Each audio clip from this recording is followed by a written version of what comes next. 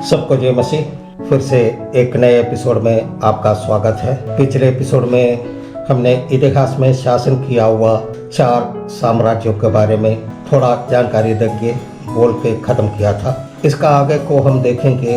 इस दुनिया में शासन किया हुआ 4 साम्राज्य है।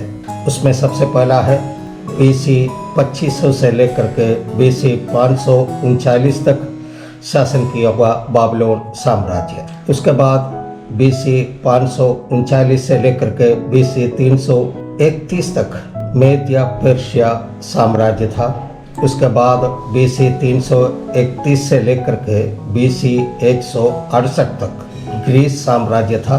उसके बाद BC 168 से लेकर के AD 476 तक रोमी साम्राज्य इस दुनिया में शासन किया था। यह है दुनिया का इतिहास का 4 महान साम्राज्य।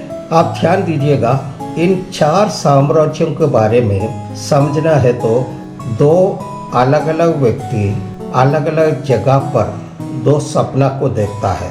हमें ये 2 लोग कौन कौन है, इन दोनों का स्वप्न क्या है, उसका अर्थ क्या है, अलग अलग देखना होगा और उसको हम बारी बारी से देखेंगे।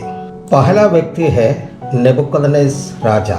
वो एक सपना देखते हैं जो हम दानियल का किताब का 2 आयत में उसका पूरा वर्णन किया हुआ है। नेबुकदनेस्सर राजा देखा हुआ स्वप्न राजा तो भूल गया, लेकिन परमेश्वर ने उस स्वप्न को और उसका अर्थ को दानियल को प्रकाशित करते वो ऐसे है। दानियल कहता है, हे राजा, जब तू देख रहा था तब एक बड़ी मूर्ति देख पड़ी और वो मूर्ति जो तेरे सामने खड़ी थी सो लंबी चौड़ी थी। उसकी चमक अनुपम थी और उसका रूप भयंकर था। उस मूर्ति का सिर तो चौके सोने का था, उसकी छाती और भुजाएं चांदी की, उसका पेट और जांघें पीतल की, उसकी टांगें लोहे की और उसके पाँव कुछ तो लोहे के और कुछ मिट्टी के थे। फिर देखते देखते तूने क्या देखा कि एक पत्थर ने बिना किसी के खोदे आप ही आप उखड़कर उस मूर्ति के पाँव पर लगकर जो लोहे और मिट्टी के थे उनको चूर चूर कर डाला। तब लोहा, मिट्टी, पीतल, चांदी और सोना भी सब चूर चूर हो गए और धूप काल में खलिहान के भूसा की नाई हवा से ऐसे उड़ गए कि उनका कहीं पता न रहा। और वह पत्थर जो मूर्ति पर लगा था वो बड़ा पहाड़ बनकर सारी पृथ्वी पर फैल गया। दूसरा व्यक्ति है दानियल। दानियल भविष्यवक्ता एक सपना देखता है। वो 7वां अध्याय में उसको पूरा वर्णन किया हुआ है। दानियल क्या सपना देखता है, 7 अध्याय का 1 से लेकर के 4 वचन तक अगर हम पढ़ते हैं। बाबुल के राजा बेलशस्सर के पहले वर्ष में दानियल ने पलंग पर स्वप्न देखा। तब उसने वह स्वप्न लिखा और बातों का सारांश भी वर्णन किया। दानियल ने यह कहा, मैंने रात को एक स्वप्न देखा कि महासागर पर चौमुखी आंधी चलने लगी। तब समुद्र में से 4 बड़े बड़े जंतु जो एक दूसरे से भिन्न थे निकले आए। पहला जंतु सिंह के समान था और उसके पंख उकाब के से थे और मेरे देखते देखते उसके पाँव पंखों के पर नीचे गिर गए और वह भूमि पर से उठाकर मनुष्य की नाई पाँवों के बल खड़ा किया गया और उसको मनुष्य का हृदय दिया गया। ये दोनों में जैसे नेबुकदनेस्सर राजा जो स्वप्न देखा है उसका पहला भाग और जो दानियल ने स्वप्न देखा वो अभी आपको पढ़ के सुनाया है। ये दोनों बात जो है ये 4 साम्राज्य के बारे में है जो उस समय माने वो साम्राज्य अस्तित्व में नहीं था, लेकिन आने वाला समय में ये भूमि में शासन करने वाला था। तो बाबिलोन साम्राज्य के बारे में अभी हम लोग थोड़ा सा देखेंगे।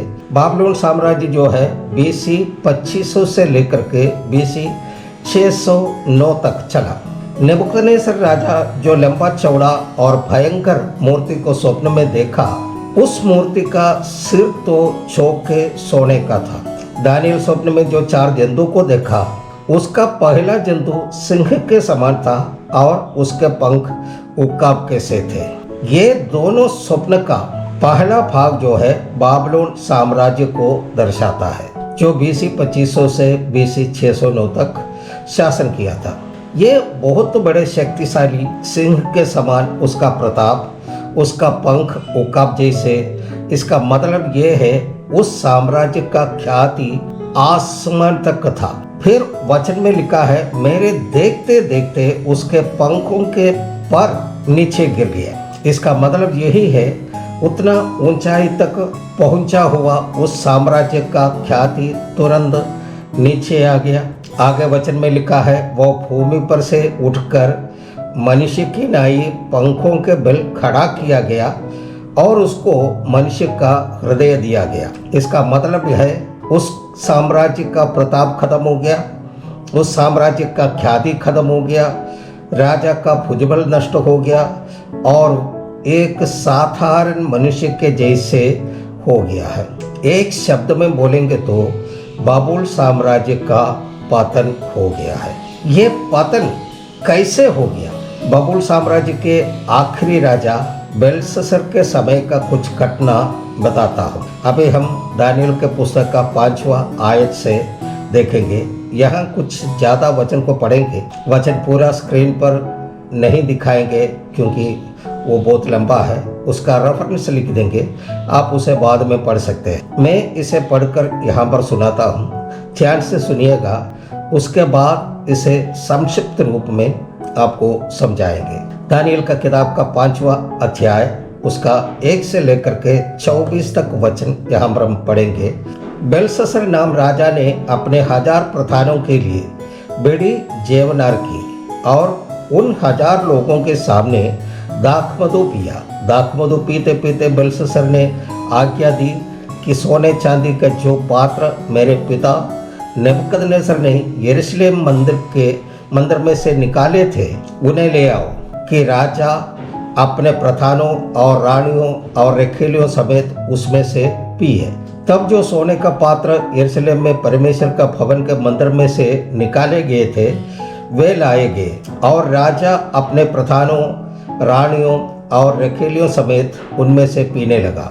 वे दाखमधु पी पी कर सोने, चांदी, पीतल, लोहे, काठ और पत्थर के देवताओं की स्तुति कर ही रहे थे कि उसी घड़ी मनुष्य के हाथ की सी कई उंगलियां निकलकर दीवट के सामने राजमंदिर के भीत के चूने पर कुछ लिखने लगे और हाथ का जो भाग लिख रहा था वह राजा को दिखाई पड़ा।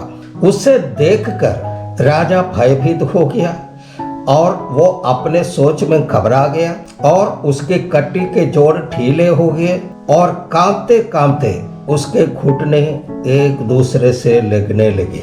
तब राजा ने ऊंचे शब्द से पुकार कर तंत्रियों, कसदियों और होनहार बताने वालों को हाजिर करवाने की आज्ञा दी। जब बाबुल के पंडित पास आए तब राजा उनसे कहने लगे, जो कोई वही लिखा हुआ पढ़कर उसका अर्थ मुझे समझाए, उसे बैगनी रंग का वस्त्र और उसके गले में सोने की खंडमाला पहनाई जाएगी और मेरे राज्य में तीसरा वही प्रभुता करेगा। तब राजा के सब पंडित लोग भीतर आए, परंतु उस लिखे हुए को न पढ़ सके और न राजा को उसका अर्थ समझा सके। इस पर बेलशस्सर राजा निपट घबरा गया और भयातुर हो गया और उसके प्रधान भी बहुत व्याकुल हो गया।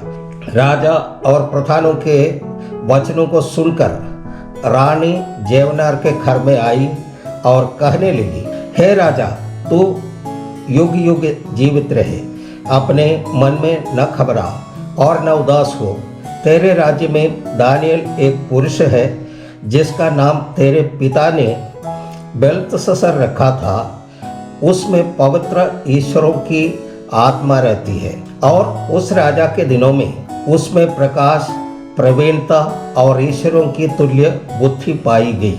और हे राजा, तेरा पिता जो राजा था उसने उसको सब ज्योतिषियों, तंत्रियों, कसदियों और होनहार बताने वालों का प्रधान ठहराया था, क्योंकि उसमें उत्तम आत्मा, ज्ञान और प्रवीणता और स्वप्नों का फल बताने और पहलेटियाँ खोलने और संदेह दूर करने की शक्ति पाई गई है। इसलिए अब दानियल बुलाया जाए और वो इसका अर्थ बताएगा। तब दानियल राजा के सामने भीतर बुलाया गया। राजा दानियल से पूछने लगा, क्या तू ही वही दानियल है जो मेरे पिता नबूकदनेस्सर राजा के यहूदा देश से लाए गए यहूदी बंधुओं में से एक है? मैंने तेरे विषय में सुना है कि ईश्वर की आत्मा तुझ में रहती है और प्रकाश, प्रवीणता और उत्तम बुद्धि तुझ में पाई जाती है। देख, अभी पंडित और तंत्री लोग मेरे सामने इसलिए लाए गए थे कि ये लिखा हुआ पढ़े और उसका अर्थ मुझे, परंतु वे उसका अर्थ न समझा सके। परंतु मैंने तेरे विषय में सुना है कि दानियल भेद खोलता और संदेह दूर कर सकता है। इसलिए अब यदि तू उस लिखे हुए को पढ़ सके और उसका अर्थ भी मुझे समझा सके, तो तुझे बैजनी रंग का वस्त्र और तेरे गले में सोने की कंठमाला पहनाई जाएगी और राज्य के तीसरा तू ही प्रभुता करेगा। दानियल ने राजा से कहा, अपने दान अपने पास ही रख और जो बदला तू देना चाहता है वो दूसरे को दे। वह लिखी हुई बात मैं राजा को पढ़ सुनाऊंगा और उसका अर्थ भी तुझे समझाऊंगा। हे राजा, परम प्रधान परमेश्वर ने तेरे पिता नबूकदनेस्सर को राज्य, बड़ाई, प्रतिष्ठा और प्रताप दिया है और उस बड़ाई के कारण जो उसने उसको दी थी, देश देश और जाति जाति के सब लोग और भिन्न भिन्न भाषा बोलने वाले उसके सामने कांपते और थरथराते थे। जिसे वह चाहता है उसे वो घात करता और जिसको वो चाहता है उससे वो जीवित रखता था। जिसे वो चाहता है उसे ऊंचा पद देता था और जिसको वो चाहता था उसे गिरा भी देता था।